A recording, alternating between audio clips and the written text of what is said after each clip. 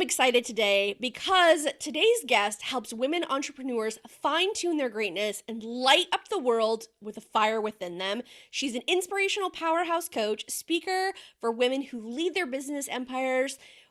I'm so excited to welcome Darla here. Hello, friend. How are you? Hi. Oh, thank you so much for having me. I have been so looking forward to this. I know. I think we're going to cover some pretty awesome stuff, and both of our listeners are just going to be like, wow, this was like a great conversation to like be Exactly. able to like jump into and kind of like hear the behind the scenes stuff. So, let's kick it off because I think the most important thing is, what do you think women need more of today to help grow their businesses? What are your thoughts on that? So, and I say this a lot, it's first of all, the permission to know that it can happen the way they want it to happen.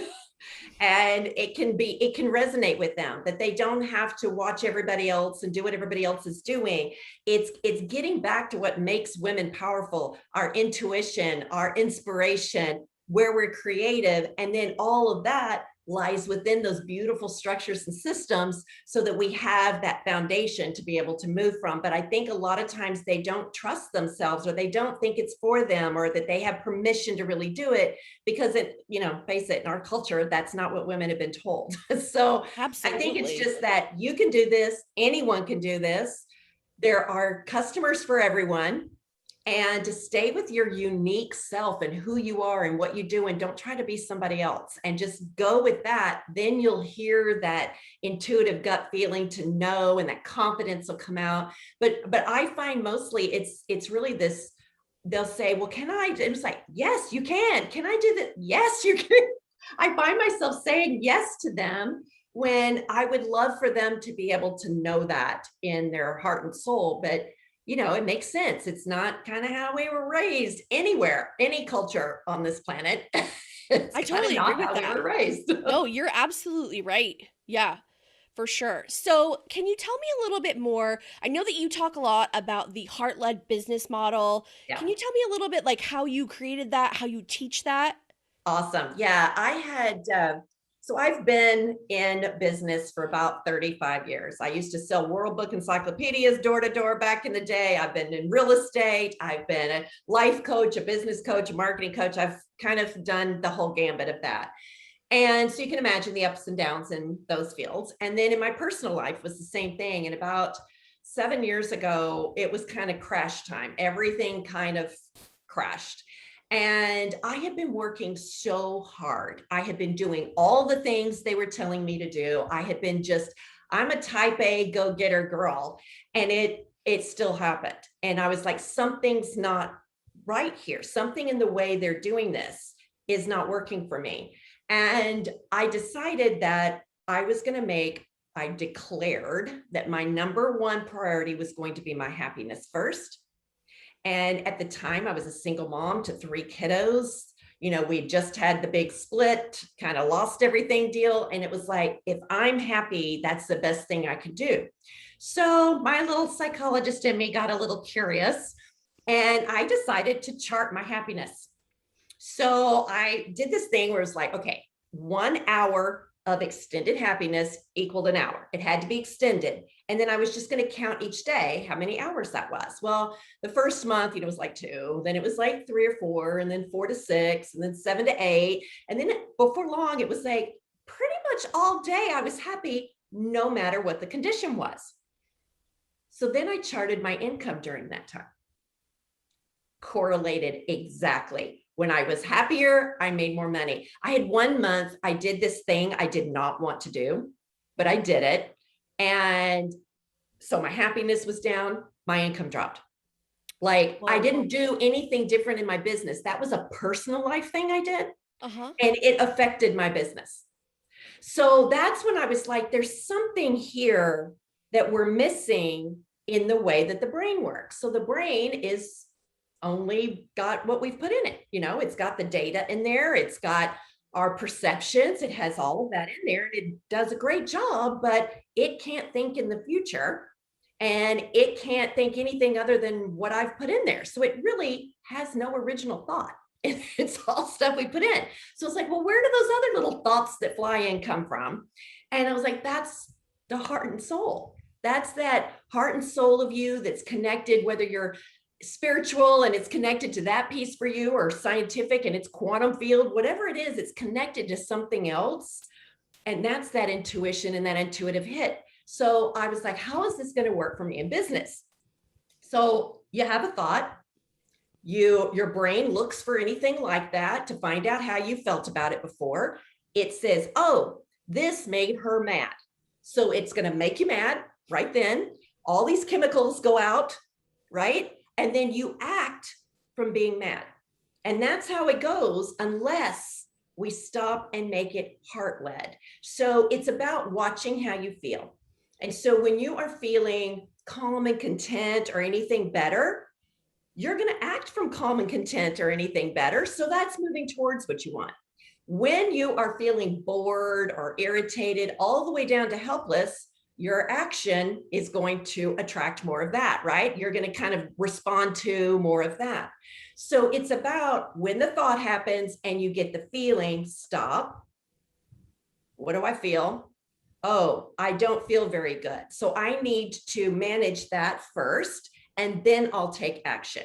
And sometimes it's like, does that really happening right now? Or is that something that happened before? Or did I just think that before and I didn't really decide if I want that or not? So it's just a quick little piece to add, and then act. Putting the heart in has you really leading from that.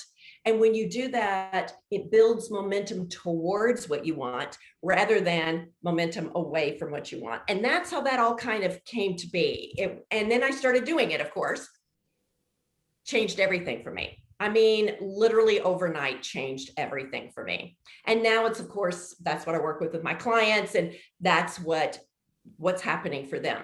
And it's not about the massive action. It's about that right action, right? The right structure in place, the right thing for you. But it's about how you feel about it.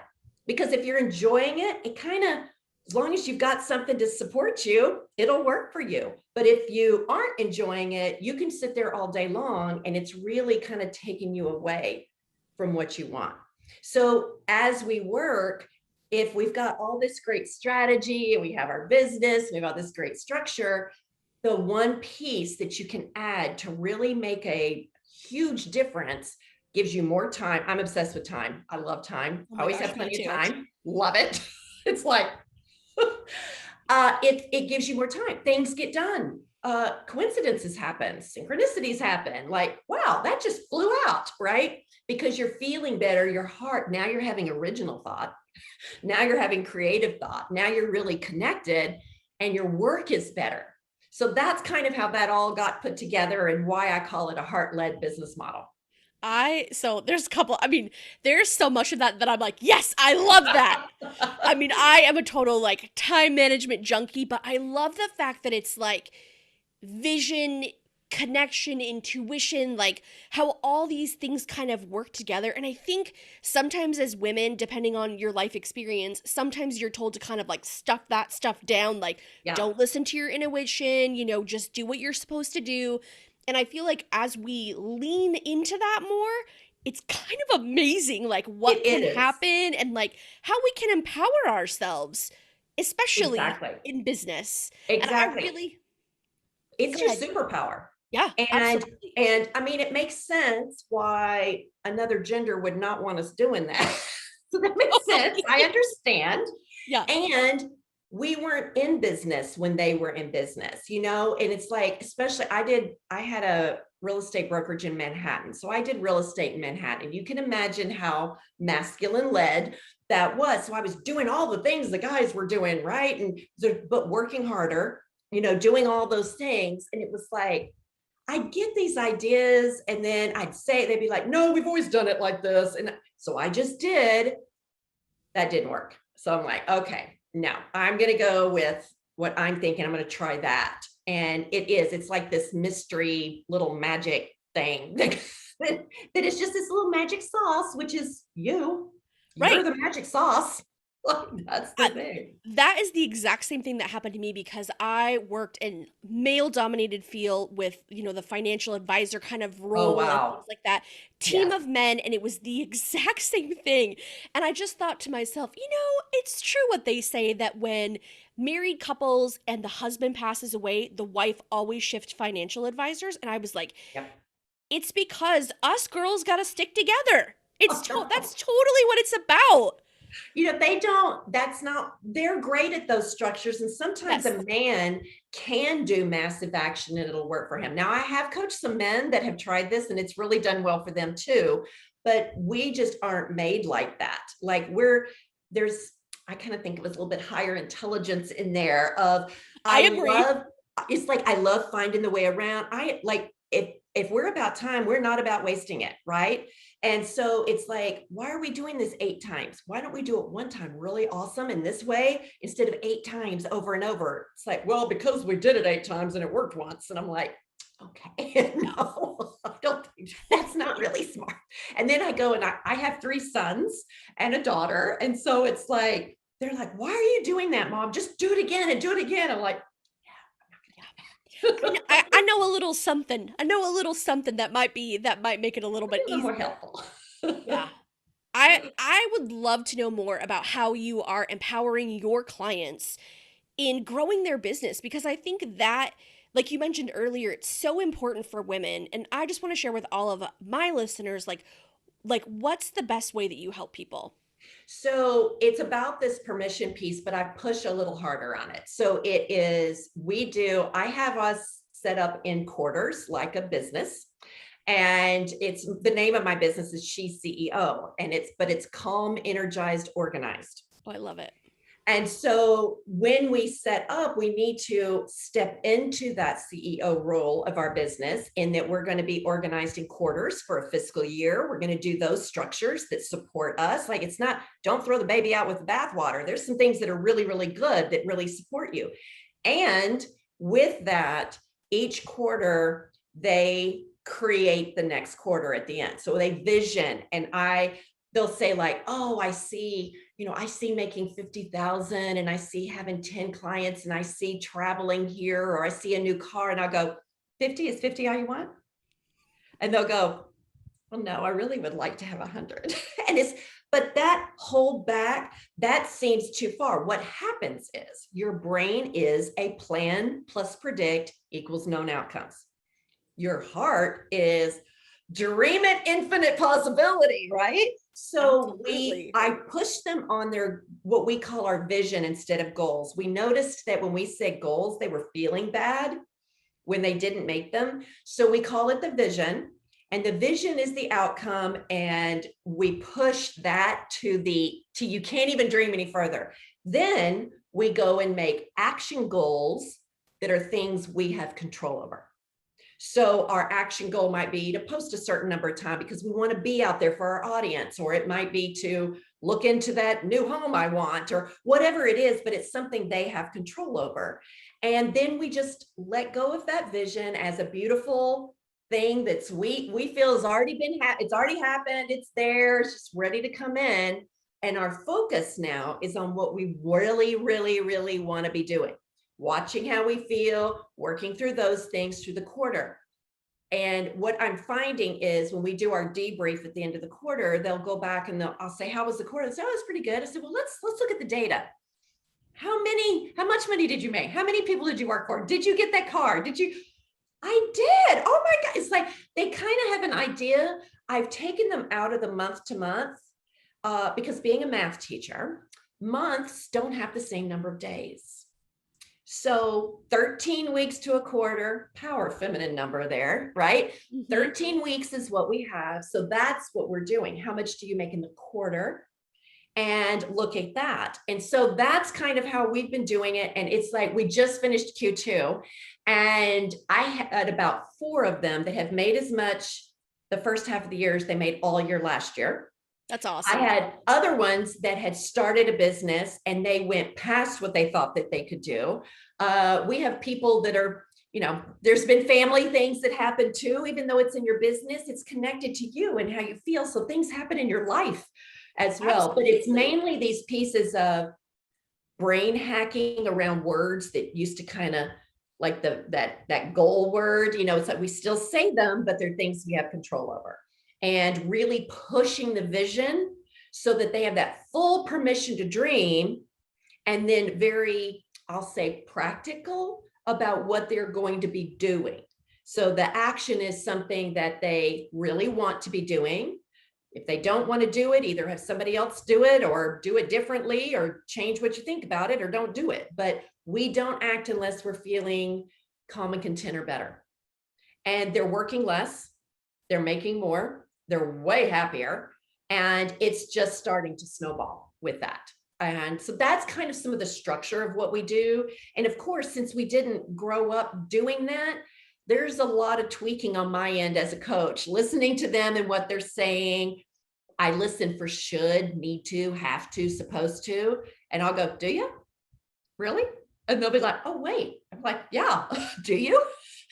And it's like, have you even thought about it? So that's kind of what it is tweaking.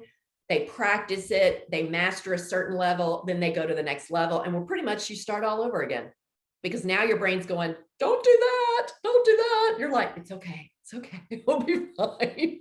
And we go do the next level. Well, and do you think that people's underlying fears, do you think that has an effect like on their progress, or like Absolutely. even being able to think about like I'm going to grow this empire that I want? Absolutely. So you think you're like, you get the hit, I'm going to grow this empire. You want it, it can happen. And then your brain says, yeah, but you haven't done it before, or you're not as good as her, or that is just a response. It's a stress response to what your brain views as a risk. And so when we understand that that's not really your thought, right? That's not an original thought. That's a thought you had a long time ago that stopped you in the past. So your brain, it's so funny. Your brain thinks, my job is to keep her alive.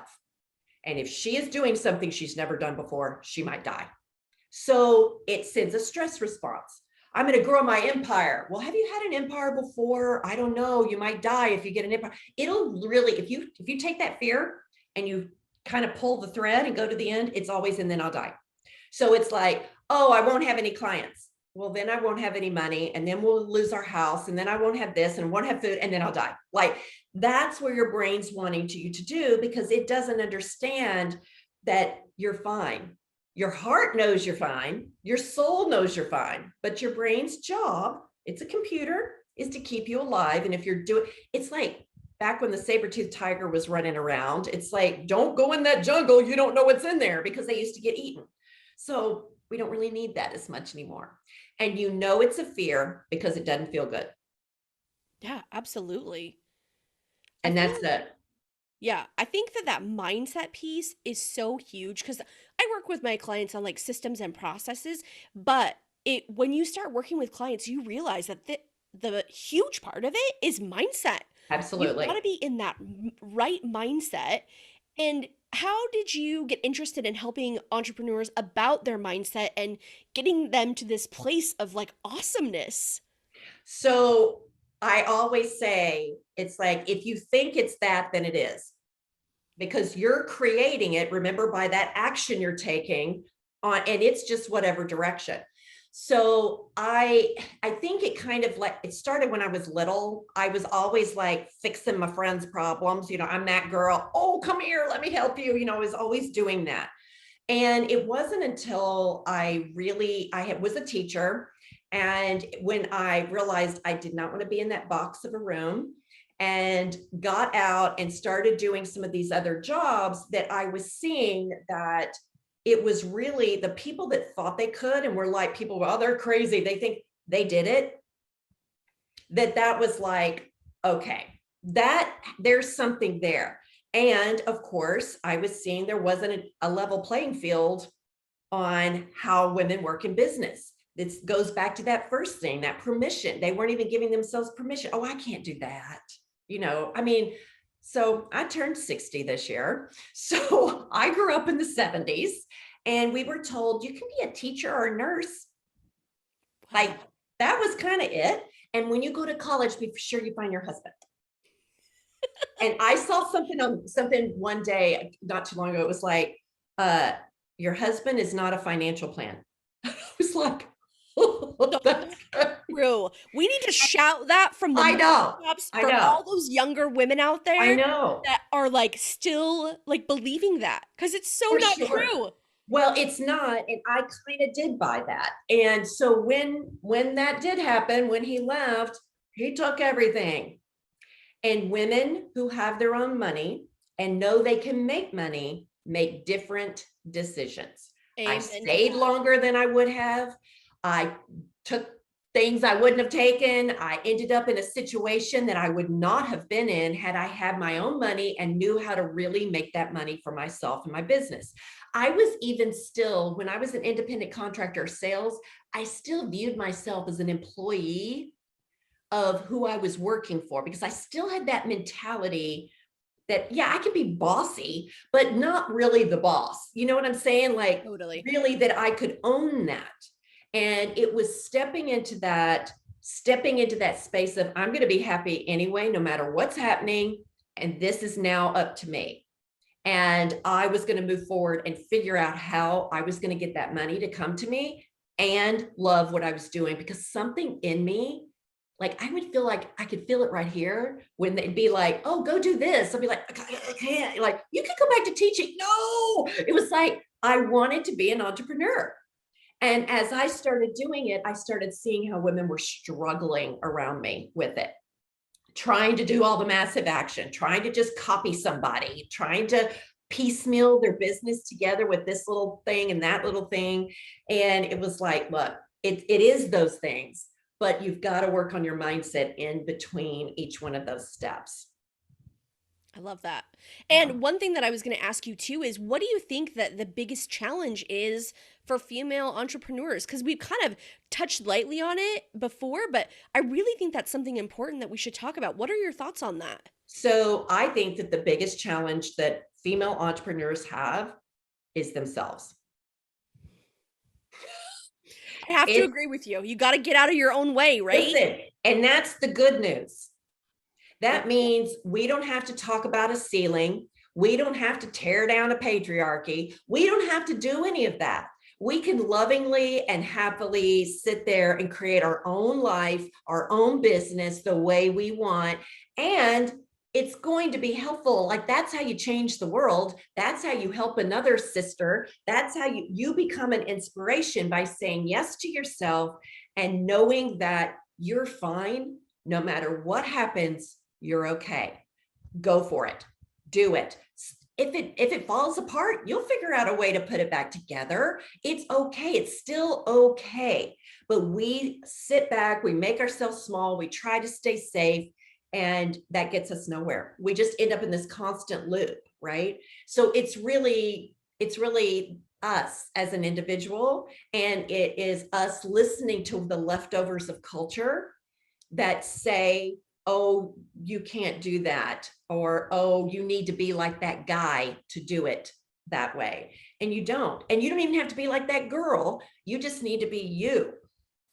Being you is the biggest resource you have. It is the most powerful thing that you have. The more you stay true to yourself and start listening to your gut again instead of those little monkey thoughts, the faster you're going to get there. And that is the biggest challenge. We're not taught that. As a matter of fact, we're taught the opposite. And we need to be in here in this world, in our world, not worrying about anybody else's world. I would say that's the second one for women, comparing themselves to other women and judging other women.